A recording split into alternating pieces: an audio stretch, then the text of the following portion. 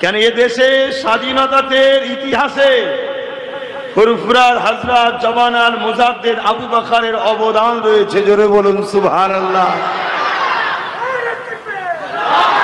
অতএব আমেরিকা বলুন, ক্যামব্রিজে বলুন, আর অক্সফোর্ডে বলুন, পৃথিবীর বড় বড় ইউনিভার্সিটিতে ফুরফুরার হযরত আবু বকরের জীবনী পড়ানো হয়। তোমরা জানো কি জানি না।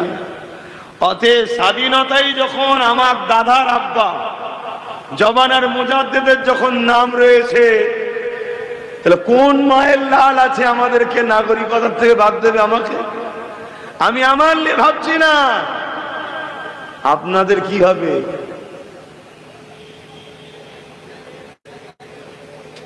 আপনারা হয়তো ভাববেন হুজুর আমাদের লোক ভাবতে হবে না, কিন্তু ব্যাপারটা ঠিক কেমন জানেন? সন্তান তো ভুল পথে যেতেই চায়, আর বাপ তো আটকাতেই চায়। আমি মোটেই নিজেকে বাপ বলছি না, গার্জেন। আপনার থেকে বয়সে ছোট হতে পারি, কিন্তু আল্লাহ আপনার নবীর ঘরে জন্ম দিয়ে আপনাদের পরিচালনা করার, নেতৃত্ব দিবার পাওয়ার আল্লাহ আমাদেরকে দিয়েছে। এটা মানেন তো নাকি?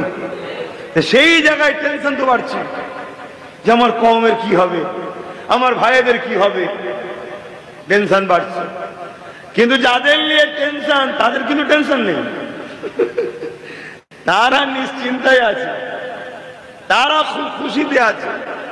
আর এটাও শুনে রেখে দেন, গতকালকে একটা চিঠি এসছে আসাম থেকে আমার রাজ্যের শীতলকুচির একজনের নামে। সে বেচারি আসামে কাজ করে, তাই তো? নাম কি? শীতলকুচিতে তার বাড়ি। চিঠি এসেছে কি তুমি নাগরিক নয়। আরে তার বাড়ি আমার রাজ্যে, চিঠি এসছে আসাম থেকে। ভাবতে পারছেন মানে এরা কেমন মেন্টালি পাগল হয়ে গেছে। আর এটাও শোনেন, সে কোনো মুসলমান ঘরের ছেলে নয়, হিন্দু ঘরেরই ছেলে। উত্তম কুমার তার নাম। তাহলে নাগরিক শুধু মুসলমানদের যাচ্ছে, এই খুশিতে যেন আবার অন্য কেউ হাসুনি। বাস যখন যাই সবারই যায়, বাকিটার বলবো না। কেন আসামে আমরা দেখছি 14 লক্ষ আমার হিন্দু ভাইরা ডিটেনশন ক্যাম্পে এখনো পড়ে আছে। তাহলে বিপদে তাহলে কারা? বিপদে গরিব মানুষরা, গরিব ভারতীয়রা বিপদে। আর গরিবের কি ধর্ম? ওটা আমার দেশের সাহেব বোঝে না। উনি একটাই বোঝে, আমি সাজবো গুজবো, ফেস ওয়াশ লাগাবো, মেনি পাউডার টাউডার কি সব বলে, বলেন না, সোনো টোনো সব কিনার তো আমার সময় নেই রে বাবা, আমি ওই জন্য জানিও নি।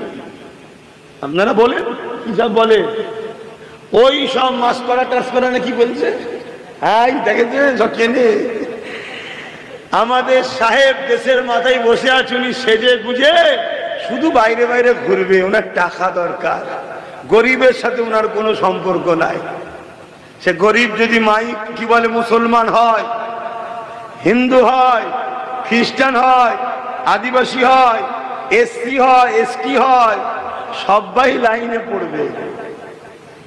এক বছরই সবাইকে মেরে দেবে মনে হচ্ছে নাকি? না, তাহলে তো বিশাল বড় সংখ্যা হয়ে যাবে। সাহেব তো সামলাতে পারবে না, সাহেব তো মাথা মেরে কাজ করবে। আমরা নিশ্চয়ই শুনেছিলাম 15 বছরের ওপরের গাড়ি বাতিল, তাই তো? যখন এটা আইন হলো, বাস মালিক, লরি মালিক, প্রাইভেট গাড়ির মালিক সবাই আন্দোলন শুরু করলো। এত বিশাল আন্দোলন, হুকুমত দেখলো রুকাতো যাবে না, তাই সঙ্গে সঙ্গে গভর্নমেন্ট প্ল্যান করলো, বলল শুধুমাত্র 15 বছরের উপরে লরি গুলো বাদ। বাস মালিক বলছে আমায় তো বাদ দেয়নি, তাহলে আমি আন্দোলন করব কেন? প্রাইভেট মালিক বলছে আমায় তো বাদ দেয়নি, তাহলে 2% লোক সরে গেল না? গেল না। তাহলে শুধু লরি মালিকরা লড়ছে। তারপরে কিছু বছর যাওয়ার পর বলছে বাসগুলো বাদ। তখন লরি মালিক বলছে আমার বেলায় তুই 7 দিসনি, তোর বেলায় আমি দেবো কেন? আর প্রাইভেট মালিক বলছে আমায় যখন বাদ দেয় না, আমি কেন ফালতু শুকনো ঝামেলায় যাব? আবার সেই 1% বাস মালিক বাদ। এখন নিয়ম হয়েছে 15 বছর হয়ে গেলে গাড়ি যখন সিএফ করতে যাচ্ছে আর কাগজ দিচ্ছে না, মানে প্রাইভেট গাড়িও বাদ।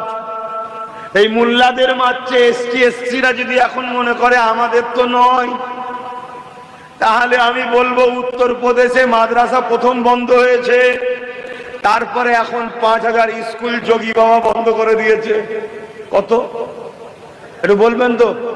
5000। কেন স্কুল বন্ধ? কেন স্কুলে এসসি এসটি আদিবাসী দলিত গরিবদের ছেলেরা পড়ে, পড়ার 12টা বেজে যাও। মূর্খ যদি হয় চাকরি দিতেও হবে না, ভাতা দেবো, গোলাম বানিয়ে রাখবো। তাহলে ক্ষতিটা শুধু মুসলমানদের নয়, সবার। আসো গরিব ঐক্যবদ্ধ হও। তো যাক, আমি